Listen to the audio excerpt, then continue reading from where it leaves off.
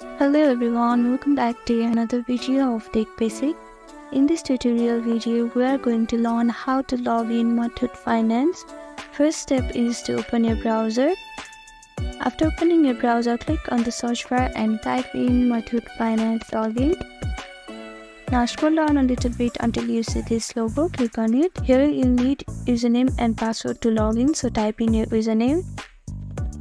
Now type in your password. Now click on this box to ensure that you are not a robot. If you have forgot your username, you can click on this link and recover it.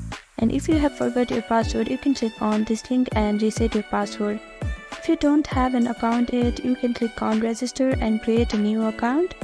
Now click on login, and these are the simple steps that you can follow to log in Muthoot Finance. Thank you for watching this video. I hope this video was helpful to you.